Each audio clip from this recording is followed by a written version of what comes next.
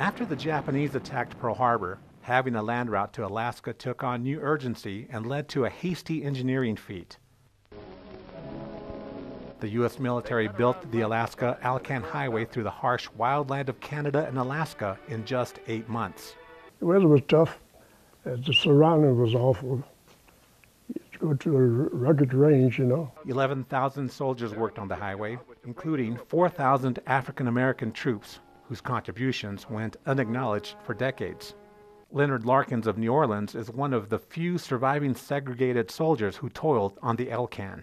At the time, I felt that it wouldn't seem to me like it was nothing like serving for war or anything. It was seemed to me it was more like you were in jail or something doing some kind of work, you know. The work was overseen by the son of a Confederate general, Simon Bolivar Buckner Jr. Black troops worked from the north, white troops from the south. Black soldiers not only endured clouds of mosquitoes, wild temperature swings that went from hot to sub-freezing weather, as well as marshy conditions, they were discriminated against. Well, they had the big bulldozers and all that stuff.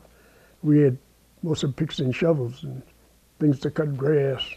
Larkins also recalls how he and his fellow soldiers weren't allowed to visit the small towns along the way.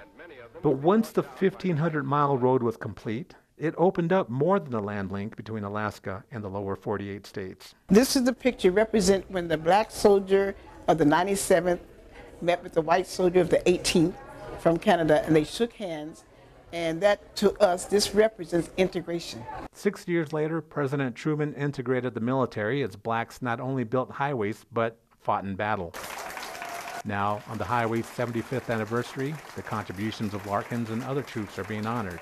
Just think, 75 years ago, he worked on Alaska Highway, and this is the first official time he's getting recognized. Best thing I would say was to survive from it all this.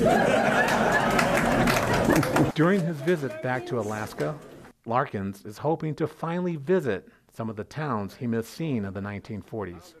Peter Banda, Associated Press.